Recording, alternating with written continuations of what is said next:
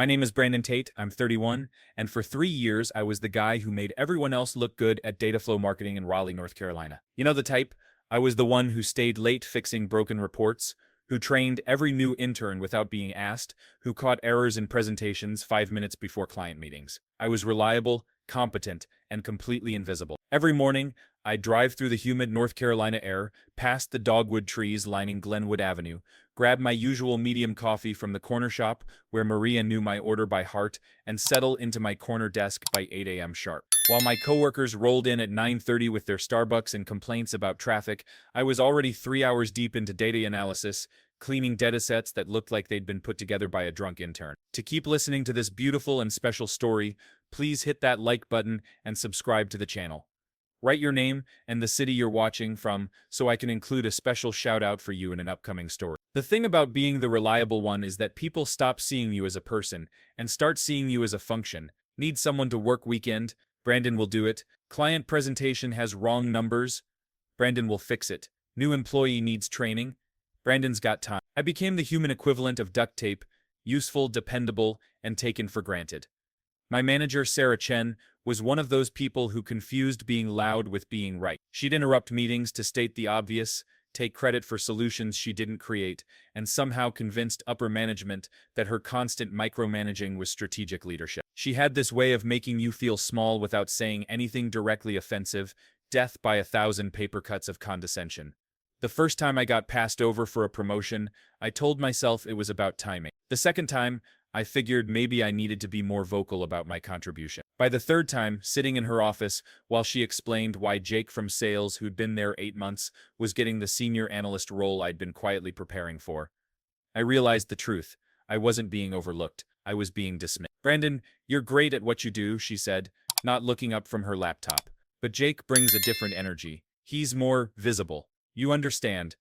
I understood perfectly. I understood that competence without self-promotion was career suicide. I understood that fixing problems quietly made you forgettable. I understood that in corporate America, perception often mattered more than performance. That night, I sat in my small apartment on Hillsborough Street, listening to the college kids from NC State stumbling home from the bars, and made a decision. I opened my laptop and updated my LinkedIn profile for the first time in 2 years. Finding a new job while employed is like having a secret affair. You're constantly looking over your shoulder, scheduling calls during lunch breaks, and praying nobody notices your sudden interest in stepping outside for fresh air 3 times a day. I started applying to data analyst positions across the country. Austin caught my attention immediately.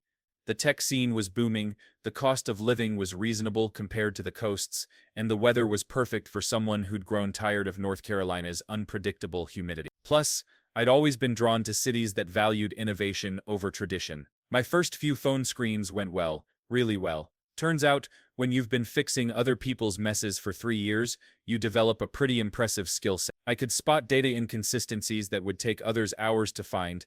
I understood the business implications of technical decisions, and I'd learned to explain complex concepts in simple terms from all those intern training sessions. The process was eye-opening. Recruiters were interested in my experience with advanced analytics tools that I'd taught myself because our company was too cheap to provide proper training. They were impressed by my ability to work independently, something I'd developed out of necessity when Sarah's strategic leadership meant she was too busy in meetings to actually manage anyone. One recruiter from a data intelligence firm called Nexus Analytics in Austin was particularly enthusiastic. Brandon, your background is exactly what we're looking for, she said during our initial call. Someone who can dig deep into data, but also understand the bigger picture. Would you be interested in a senior data scientist role?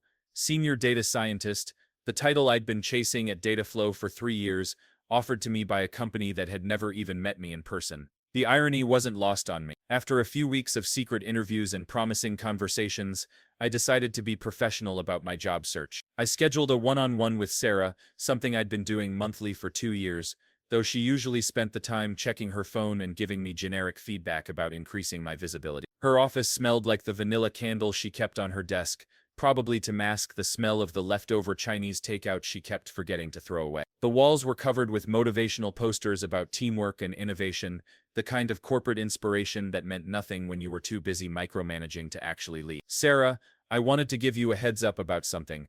I said, settling into the uncomfortable chair across from her desk. I've started exploring new roles outside the company. I expected surprise, maybe concern about losing a valuable team member, perhaps even a conversation about what would make me stay. What I got was something I'll never forget. She looked up from her laptop, and for a moment, I thought she might actually engage with me like a human being. Then she did something that changed everything.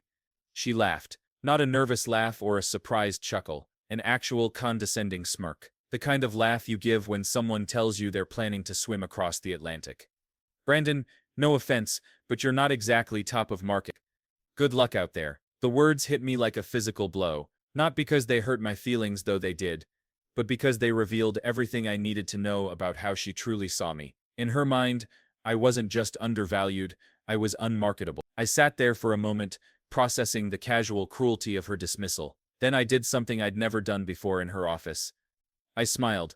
Thanks for the feedback, I said, standing up. I'll keep that in mind. As I walked back to my desk, I felt something I hadn't experienced in years, absolute clarity. I didn't need to prove anything to Sarah Chen. I just needed to prove something to myself. That was on a Thursday. By Friday afternoon, I had scheduled 3 more interviews for the following week. Sarah's laugh had done something her positive feedback never could. It had lit a fire under me.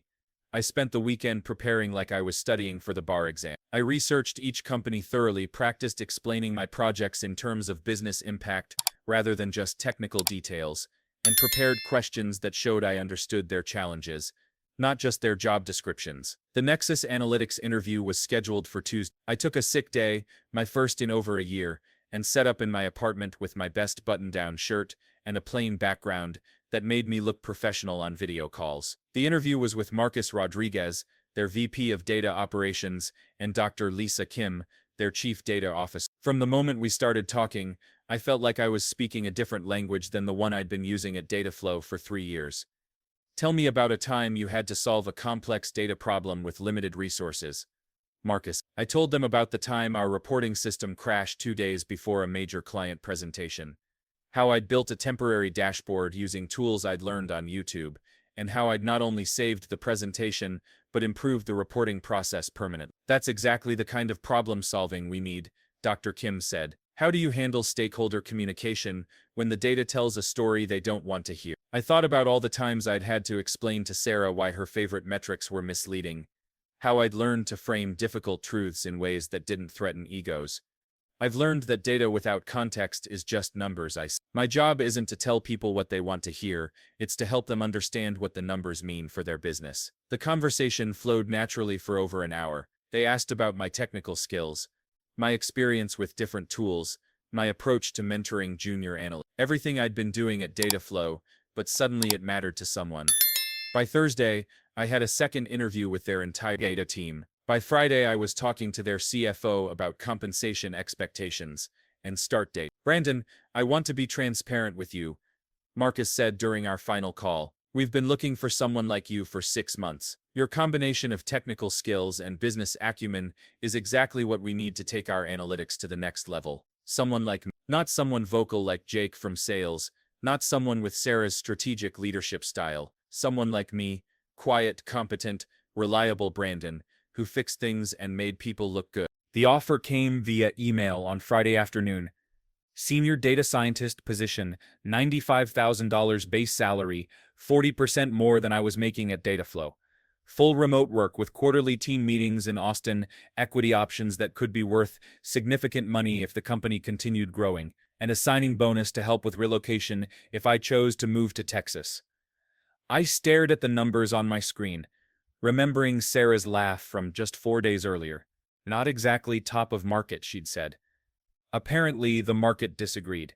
I printed the offer letter and walked to Sarah's office. She was on a conference call, gesturing dramatically at her laptop screen, while someone on the other end tried to explain why their quarterly numbers were down. I waited until she finished, then knocked on her doorframe. Sarah, I need to give you my 2 weeks' notice, I said, handing her the printed letter. The change in her expression was immediate. The confident smirk disappeared, replaced by something that looked like genuine surprise. Brandon, wait. Let's talk about this. I didn't know you were serious about leaving. I was serious when I told you I was exploring opportunities, I said. You laughed and told me I wasn't top of market. Turns out, the market has a different opinion. She glanced at the salary figure on the offer letter, and I watched her face change again. Now she looked worried. Look, I think there might have been a misunderstanding. Maybe we can discuss a counteroffer, or fast-track you for that promotion we talked about. The promotion you gave to Jake? That's different. That was a sales role. This would be a pure analytics position, more suited to your skills. For the first time in 3 years, I felt like I had all the power in the conversation. It was intoxicating. I appreciate the offer, Sarah, but I've already accepted the position. My last day will be 2 weeks from today. The next 2 weeks were surreal. Suddenly, everyone at Dataflow wanted to know about my projects, my processes, my institutional knowledge. Sarah scheduled daily check-ins to discuss knowledge transfer, which mostly consisted of her frantically taking notes about things I'd been doing for years. Brandon, I didn't realize how much you were handling, she said during one of these sessions. How have you been managing all of this without more support? I wanted to say, by working evenings and weekends while you took credit for my work in management meetings. But I kept it professional. I've developed some efficient systems over the years. I'm documenting everything for whoever takes over. The truth was, there was no one to take over. Jake from sales had been promoted to senior business analyst, but his idea of data analysis was creating colorful charts in Excel. The junior analysts I'd trained were capable, but they'd been hired for entry-level work. The company was about to lose 3 years of institutional knowledge, and nobody seemed to understand the implications. My replacement hadn't been hired yet. HR was expediting the process, which meant they were finally posting job descriptions for roles they should have created years ago. On my last day, Sarah called me into her office one final time. Brandon, I want you to know that you've been a valuable member of this team. She said, if things don't work out in Austin, you'll always have a place here. It was the closest thing to an apology I was going to get, and even that felt hollow. If I'd been valuable, why had I been passed over 3 times? If I'd been appreciated, why had she laughed at my career ambition? I appreciate that, Sarah, I said, but I'm excited about the new opportunity. I cleaned out my desk, said goodbye to the junior analysts who'd become genuine friends, and walked out of Dataflow marketing for the last time. As I drove home through the familiar streets of Raleigh, past the dogwood trees and the coffee shop where Maria had already wished me luck in my new city, I felt something I hadn't experienced in years. Optimism. Starting at Nexus Analytics was like stepping into a parallel universe where my skills actually mattered. The company was founded by former data scientists who understood the technical challenges of the work and the business impact of good analysis. My first week consisted of onboarding sessions, team introductions, and strategic planning meetings, where my input was not just welcomed but actively solicited. Brandon, you mentioned in your interview that you've dealt with legacy reporting systems. Marcus said during my first team meeting. We're dealing with something similar with one of our major clients. Would you mind taking a look? Within 3 days, I'd identified the core issues and proposed a solution that would save the client $50,000 annually in manual reporting costs, the kind of work I'd been doing for years at Dataflow, but here it was recognized as a significant contribution. My new teammates were brilliant. Dr. Kim had a PhD in statistics from MIT and could explain complex algorithms in terms that made perfect sense. James, our lead engineer, had built systems at Google and somehow made every technical conversation feel like a collaboration, rather than a lecture. Maria, a different Maria from my coffee shop, was a data visualization expert, who could turn my boring spreadsheets into compelling stories. The remote work aspect was revolutionary. Without the constant interruptions of office politics and unnecessary meetings, I could focus on the actual work. I set up a home office in my apartment, with a view of the NC State campus where I'd earned my degree 7 years early. Every morning, I'd make coffee in my own kitchen, sit at my own desk, and dive into problems that actually challenged me. But the real difference was the culture. When I suggested improvements to their analytics pipeline, Marcus scheduled a meeting to discuss implementation. When I identified potential issues with a client's data collection, Dr. Kim asked me to present my findings to the client directly. When I mentioned that I'd been training junior analysts at my previous job, they asked if I'd be interested in developing a mentorship program. For the first time in my career, I felt like I was growing rather than just surviving. 2 weeks into my new role, I was deep in a complex analysis when my phone buzzed with a LinkedIn message. I glanced at the notification and almost dropped my coffee. It was from Sarah. Hey Brandon, hope you're settling in well at your new company. Quick question. I saw that Nexus Analytics is hiring for a data operations manager role. Would you be willing to provide a referral? I think my experience at Dataflow would be a great fit for their team. I stared at the message for a solid minute, rereading it 3 times to make sure I wasn't hallucinating. The woman who had laughed at my career ambitions, who had told me I wasn't top of market, who had dismissed my professional aspirations with a smirk, was now asking me to help her get a job at the company that had recognized my value. The irony was so perfect it felt like a movie script. I thought about all the possible responses. I could be gracious and professional, take the high road, maybe even help her despite our history. I could ignore the message entirely, let her wonder if I'd even seen it. I could write a long explanation about why her request was inappropriate, given our past interactions. But then I remembered her laugh, that dismissive, condescending smirk when I'd told her I was exploring opportunity. The casual cruelty of telling someone they weren't top of market when they were trying to advance their career. I opened my laptop and typed a response. Hi Sarah. Thanks for reaching out. No offense, but you're not exactly top of market. Good luck out there. I hit send before I could second guess myself. The response came within an hour. Brandon, I think there might be some confusion here. I was hoping we could have a professional conversation about this opportunity. I understand you might have some concerns about our working relationship, but I think we both benefited from our collaboration at Dataflow. Collaboration, that's what she was calling 3 years of taking credit for my work while undermining my career advancement. I could have engaged, could have explained exactly why her request was tone-deaf and inappropriate, but I realized something important. I didn't owe her an explanation. I didn't need to justify my decision or defend my position. I had something more powerful than anger or resentment. I had success. Sarah, I appreciate your interest in Nexus Analytics, but I won't be providing a referral. I wish you the best in your job search. Professional, final, and completely justified. Over the next few days, I found myself thinking about the exchange and what it represented. This wasn't about revenge or getting back at someone who had treated me poorly. It was about recognizing my own worth and refusing to help someone who had actively undermined my confidence. For 3 years I had internalized Sarah's assessment of my value. I had believed on some level that maybe I wasn't vocal enough, visible enough, marketable enough. Her laugh had been the final confirmation of everything I'd feared about my professional work. But here I was, 2 weeks into a job that paid 40% more than my previous salary, working with brilliant people who valued my contributions, making a real impact on important problems. The market had spoken, and it had said something very different from what Sarah had suggested. 3 months into my role at Nexus Analytics, I received an email from Marcus that made me pause. Brandon, I wanted to let you know that Dr. Kim and I have been discussing your performance, and we'd like to talk to you about a potential promotion to lead data scientist. Are you available for a call this afternoon? Lead data scientist. In 3 months, I had gone from being told I wasn't top of market to being offered a leadership role at a growing company.